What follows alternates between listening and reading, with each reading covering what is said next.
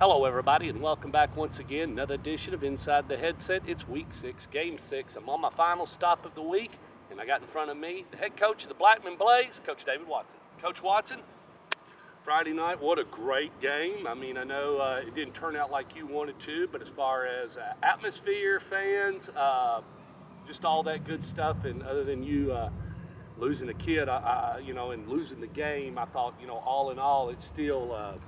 the logistics surrounding the window dressing, it was what it was built up to be, wasn't it? It was, yeah. It was probably sloppy on offense on both sides, but I think some of that's credit to two pretty good defenses. Yeah. It was a fairly good crowd. I thought the crowd might be a little bit larger, but I think you had great crowd support. Yeah, we had great crowd support overall. I thought, I think there was another game in town as well, and you'd like to be the only game in town sometimes, so you get to walk up people from other schools. Yeah, that is always good. I like that. That's what sets a crowd over the top, I guess, and makes it from just. But it was a good crowd, good atmosphere. Typical Oakland Blackman kind of game. That's become the game right now and everything. Where you get the block punt, which kind of kicks you off. You're on the board. You feel momentum and everything. Then after that, had a couple of series where you felt like you was getting yards, but I didn't think you ever got the flow of the game to where you got, you started on the 20 like you said, or you started like when you started on the 7 against McCallie or the 4, and you were able to pick up that drive and just, start executing Blackman Blaze 2015 football. Did you ever feel like you got in a rhythm? No, and we started the game with great field position. I don't know if it was the 30, the 35, where it was at.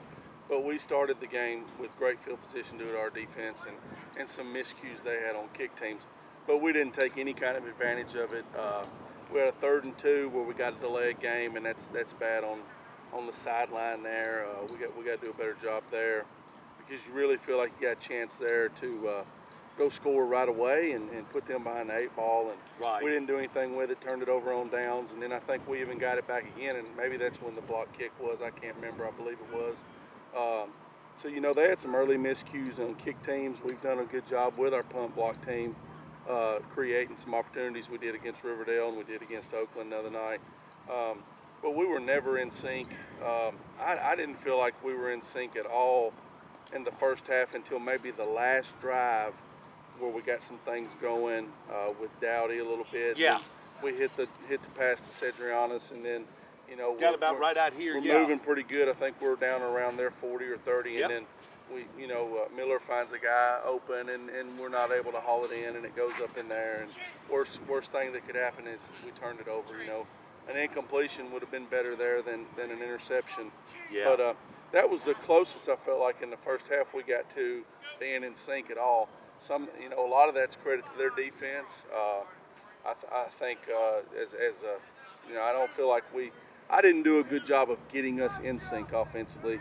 I don't know if we overcalled the game, or if it was the kids or a combination of everything, but I just never felt like we were in sync in the first half. Had you known that you were kind of feeling out of sync, what would you have done right there, Coach? I mean, I'm stupid. I mean, you're in the middle of the game.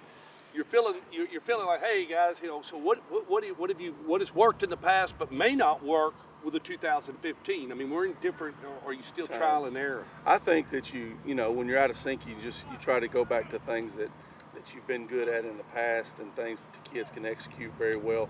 And I thought maybe early on that maybe we did a few things that were tweaks on what we have been doing, and we didn't execute it as well, and we didn't block them that well either because they got a good front. And then one of our series felt like a wasted series because you're inside your own 10-yard line.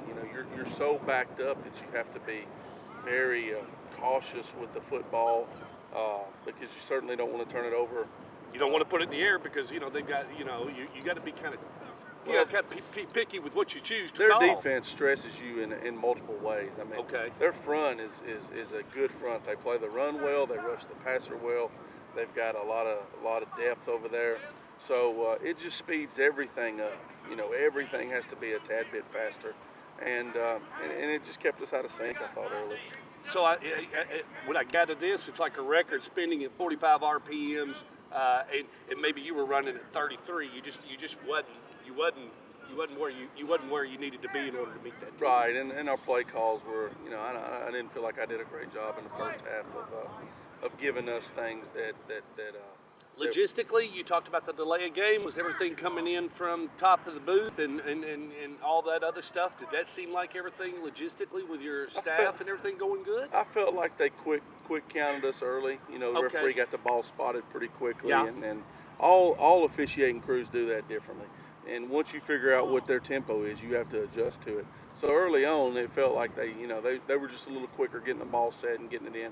And then I think one time Miller had a little issue reading the signal, and Coach Meadows had to repeat it. So that puts you 4 or 5 seconds behind, and then you get to delay a game. Close the chapter. We're done.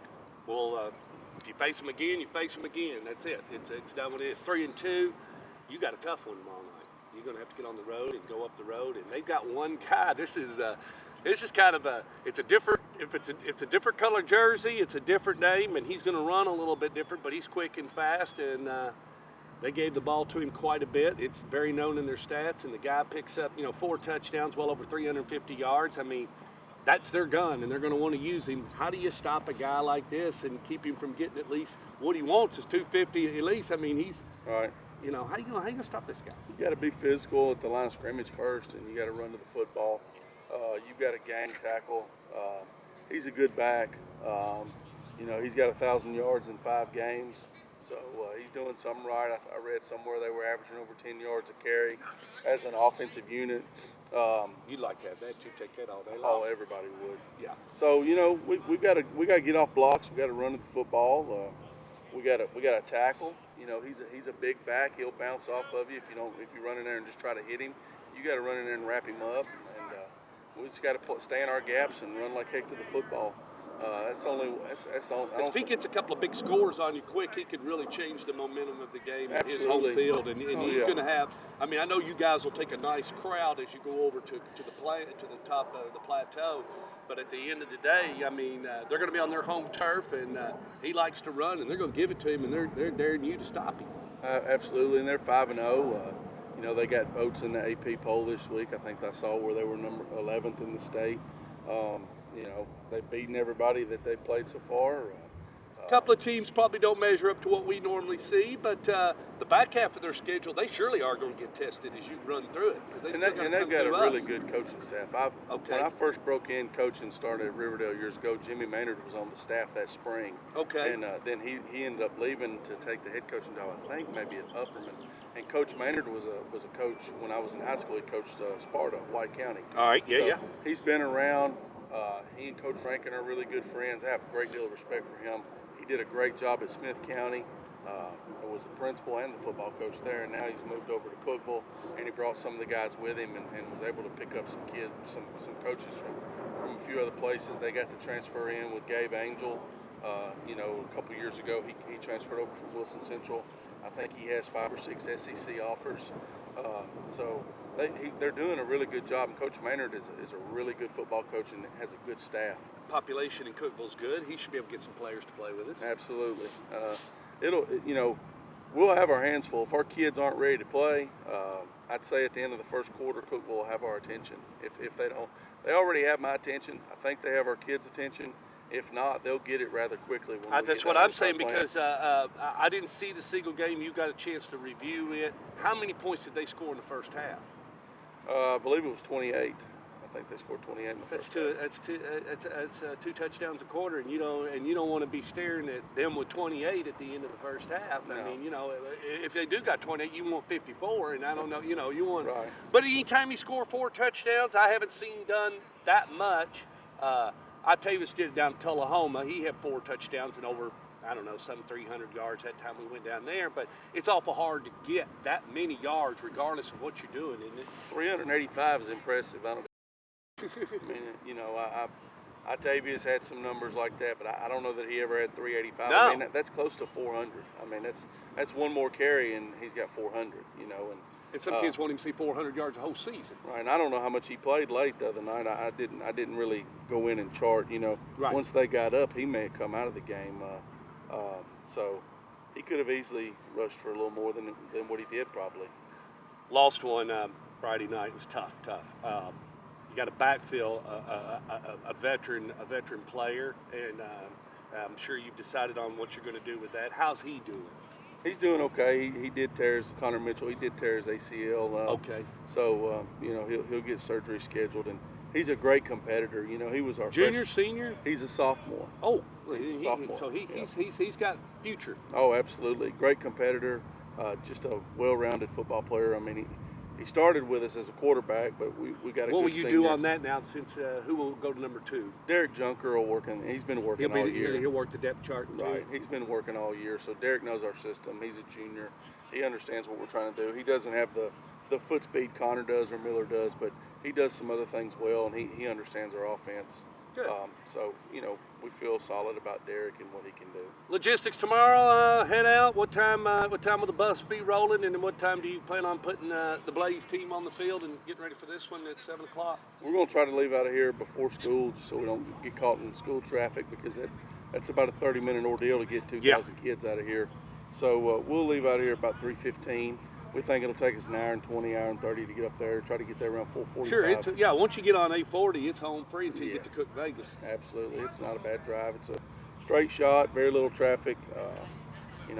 We'll take 3 buses because we have so many kids. Yeah. We have right at 110 kids on the team. A nice caravan rolling down the road. A lot of gas. A lot of gas. That's all right. That's all right. It's all right. You knew you was going to spend it anyway. You got to thank the fans and their continued support. I'm sure they'll be right behind you as you head out tomorrow afternoon. Absolutely. You and I have talked about it a lot. We have good fan support. We'll travel well up there tomorrow night. We played up there, I guess, when these kids were in 2012. Okay. So that would have made Miller sophomore. Is that correct? Miller's group would have been. We played them in the first round up there of the playoffs. Yep. So some our seniors have been there before.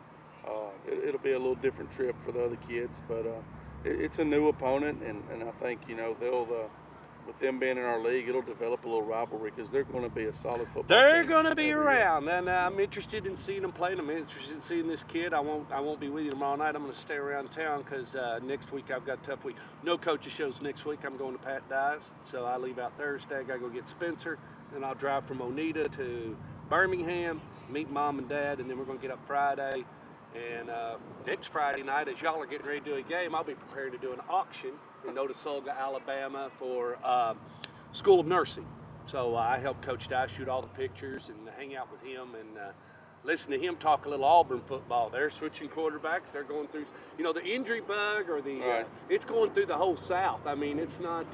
There's some quarterback jobs on the market this week, weren't there? In the SEC. I talked to Coach McDaniel last night. He says he's been lucky, and I told him I didn't want to jinx him because I said we've been plagued all over. I said Riverdale's had it, Oakland's had it, you've had it. Everybody's had a little taste of the nicks and bruises and knocks and dings, and it's not good. You want the kids all healthy because you want them to have fun, and you want your best bullet when you go in. It's not anything mean. You just want your best bullets, And I hate to say those, like Connor. I know how much he loves playing football. And that's the most unfortunate part of it. Somebody will step up, and somebody will make plays.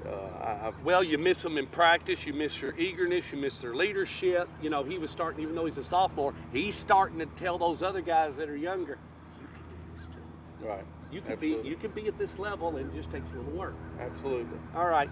Tomorrow at 7 o'clock up on the plateau, join the Blackman Blaze, and as they take on the Cookeville Cavaliers, and we'll see what happens. And I'll see him after fall break. See you there.